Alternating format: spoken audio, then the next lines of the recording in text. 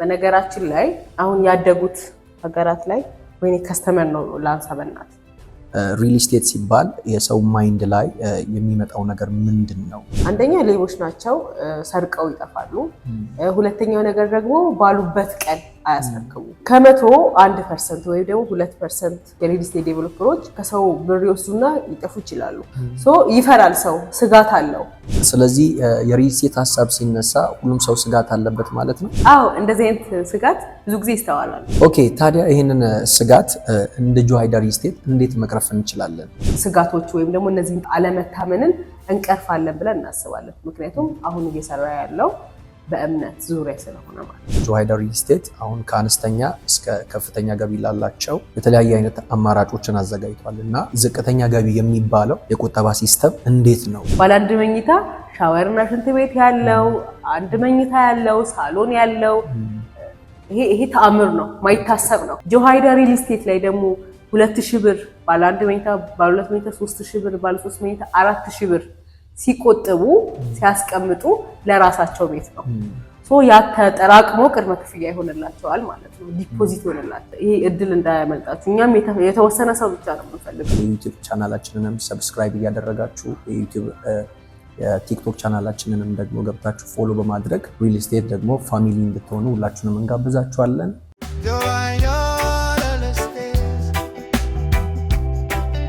ሰላም፣ እንዴት ናችሁ? የዩቲዩብ ቻናላችንን የምትከታተሉ ሁላችሁም አንዳንድ ስለ ሪል ስቴት ሀሳቦችን የምናነሳበት ፕሮግራም ይሆናል። ስለዚህ ላይክ፣ ሰብስክራይብ እና ፎሎ ማድረጋችሁ እንዳይረሳ። ዛሬ ከስራ ባልደረባዬ ሬዲ ጋር አንዳንድ ቆይታዎችን እናደርጋለን። እስከዛ ድረስ አብራችሁን ቆዩ። ያው በዚህ ጊዜ ስለ ሪል ስቴት የተለያዩ ሀሳቦች ይነሳሉና ሪል ስቴት ሲባል የሰው ማይንድ ላይ የሚመጣው ነገር ምንድነው ብለሽ ታስቢያለሽ? ወይም ደግሞ ሁለተኛው ደግሞ ሰዎች ኮምፕሌን የሚያደርጉት ስለ ሪል ስቴት ብሎ ሲነሳ ሰዎች ኮምፕሌን የሚያቀርቡበት ፖይንት ምንድነው ብለሽ ታስቢያለሽ?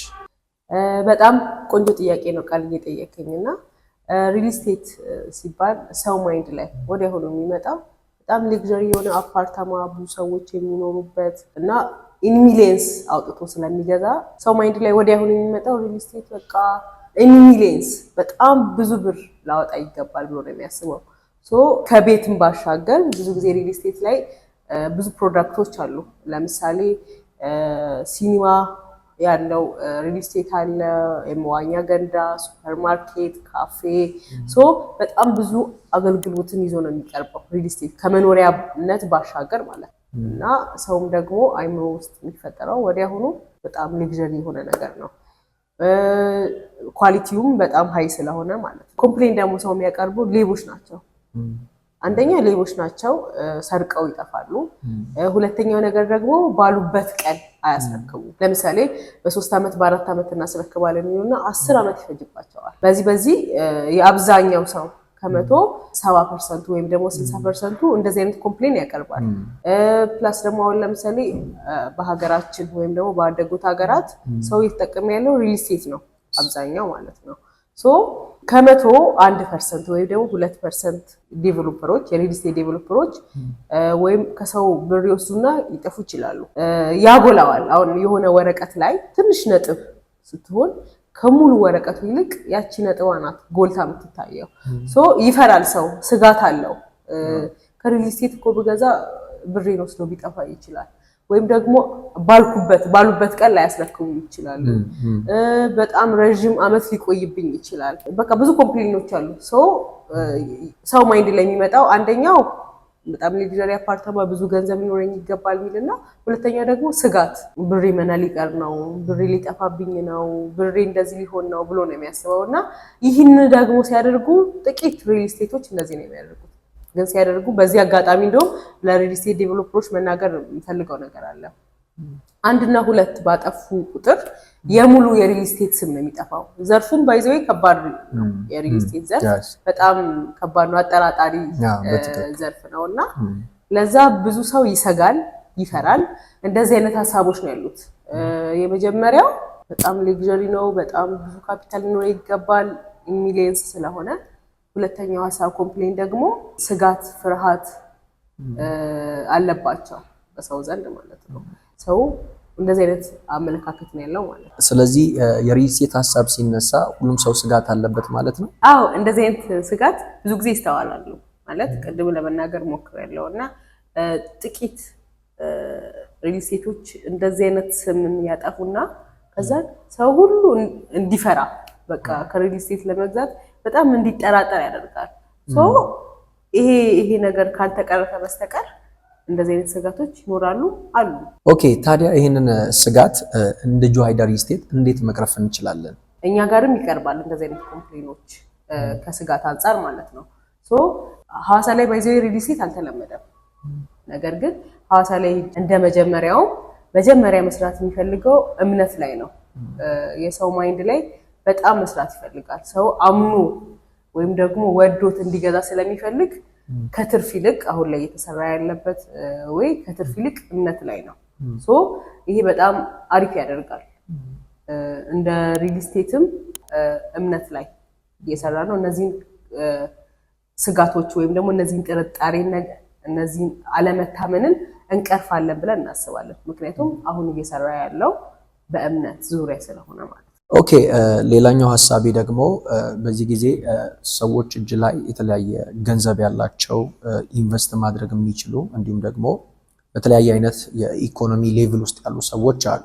በዚህ ጊዜ ሰዎች በራሳቸው መሬት ገዝተው ቤት ከሚገነቡ ይልቅ የተገነባውን ቤት ሪል ስቴት ቢገዙ ምን ያህል የተሻለ ነው የሚለውን ነገር ባጭሩ እንድታብራሪልኝ ነው የምፈልገው። በጣም ቆንጆ ጥያቄ ነው የጠየቀኝ ቃልዬና በነገራችን ላይ አሁን ባደጉት ሀገራት ሰው መሬት ገዝቶ በራሱ መገንባት ወይም ደግሞ የተለያዩ ፕሮዳክቶችን ገዝቶ እንዲህ ሀስል ማድረግ አይፈልግም እና ይሄ ወይ ከገንቢው አካል መግዛት ነው የሚፈልገው ወይም ደግሞ ከሪል ስቴት መግዛት ነው የሚፈልገው ማለት ነው። ምክንያቱም ሪል ስቴት ሲገዙ ብዙ ጥቅም አለ ብያለሁ ቅድም ሳወራ ማለት ነው።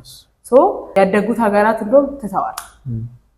ቤት የተገነባውን ነው የሚገዙት ወይም ደግሞ ከሪል ስቴት ነው የሚገዙት እና አንድ ሰው መሬት ገዝቶ ከሚገነባ ይልቅ አንደኛ ቅድመ ክፍያ ብቻ ሊኖረው ነው የሚገባው። ገባህ አይደለ?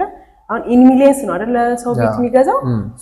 ያን አሁን ለምሳሌ የ10 ሚሊዮን የ20 ሚሊዮን ቤት ከሚገዛ ቅድመ ክፍያው ብር ብቻ ሊኖረው ይገባል።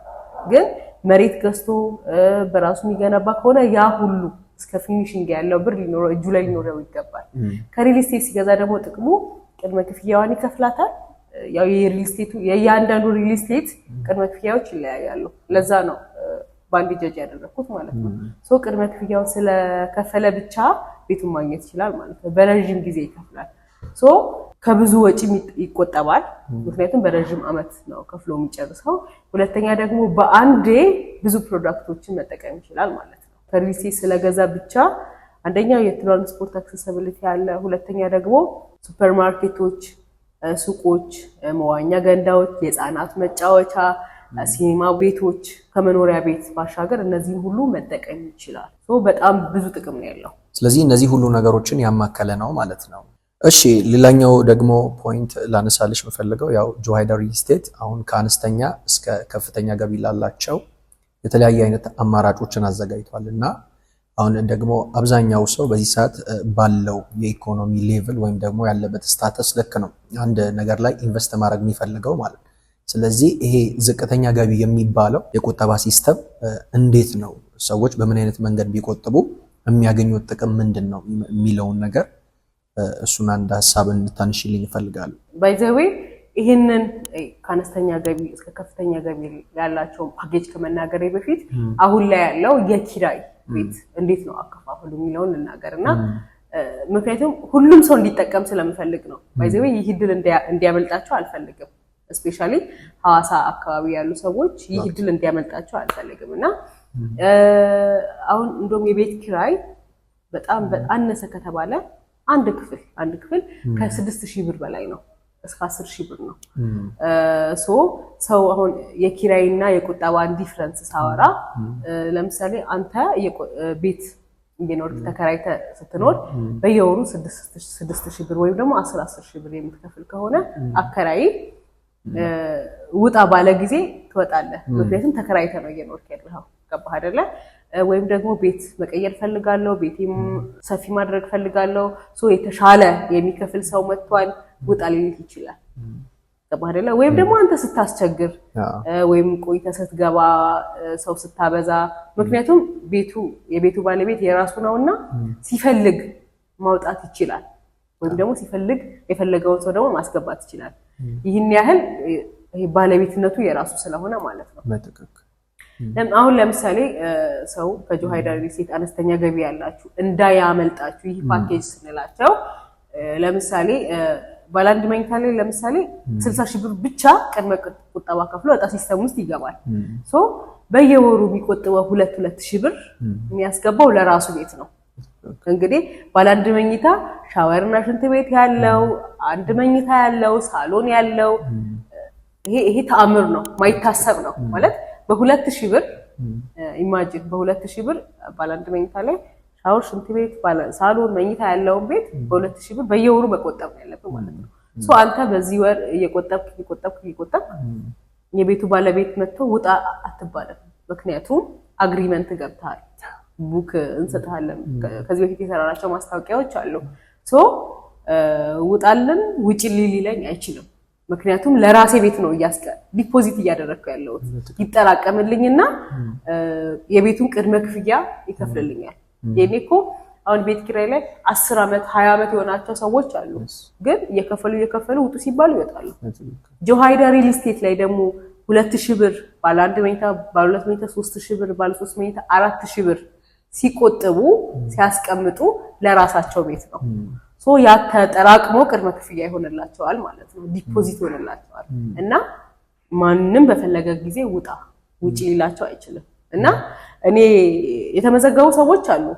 በዚህ አጋጣሚ በጣም ኦሬዲ ፋሚሊ ሆነናል ከተመዘገቡ ሰዎች ጋር እና ግን ይሄ እድል እንዳያመልጣችሁ። እኛም የተወሰነ ሰው ብቻ ነው የምንፈልገው፣ ጥቂት ሰው ብቻ ነው የምንፈልገው እና ሰው አነስተኛ ገቢ ላይ ባለ አንድ መኝታ ባለ ሁለት መኝታ 72,000 ብር ቅድመ ክፍያ ከፍሎ በየወሩ 3,000 ብር ብቻ መቆጠብ ነው። ባለ 3 መኝታ 85,000 ብር ቅድመ ቁጠባ ከፍሎ በየወሩ 4,000 ብር መቆጠብ ነው። ለራሱ ቤት ነው የሚቆጥበው። ገባህ አይደለ? እኔ ለራሴ ቤት ነው የሚቆጥበው። ሰንበዲ መጥቶ ውጣ ውጪ ሊለኝ አይችልም። ለረጅም ዓመታት ኢማጂን ከ5 ዓመት እስከ 25 ዓመት ባለው ጋር ከፍሎ ነው የሚጨርሰውና አሁን ለዚህ ለድርጅቱ ነው የሚከፍለው፣ ለግለሰብ ሳይሆን ለድርጅቱ ነው በየወሩ የሚከፍለው ማለት ነው። ድርጅቱ ውጣ ሊለው አይችልም። የራሱ ቤት ነው። ካርታ የሚዘጋጅለት ፕላን የሚዘጋጅለት በራሱ ወይም ደግሞ በራሱ ስምና በራሱ ቤት ነው ማለት ነው። እሺ እንግዲህ በጣም ቆንጆ ሀሳቦችን ስናነሳ ነበረ። ፍሬ ያለው ሀሳቦችን እንደምታገኙ ተስፋ አደርጋለሁ። እንግዲህ ካነሳናቸው ሀሳቦች አንፃር አስተያየት ካላችሁ ኮሜንት ላይ እንድታስቀምጡ እና ፉል የሆነ ኢንፎርሜሽን ደግሞ የምትፈልጉ ከሆነ አድራሻችን የምንገኘው ሐዋሳ ትሩፋት አድማስ ሞል 6ኛ ፎቅ ላይ ቢሮአችን አለ። እዛ በመገኘት በአካል የምፈልጋችሁትን ኢንፎርሜሽን መጠየቅ ትችላላችሁ። ስለዚህ የዩቲዩብ ቻናላችንንም ሰብስክራይብ እያደረጋችሁ የቲክቶክ ቻናላችንንም ደግሞ ገብታችሁ ፎሎ በማድረግ የዚህ ሪል ስቴት ደግሞ ፋሚሊ እንድትሆኑ ሁላችሁንም እንጋብዛችኋለን። ስለተከታተላችሁን በጣም እናመሰግናለን። ቻው።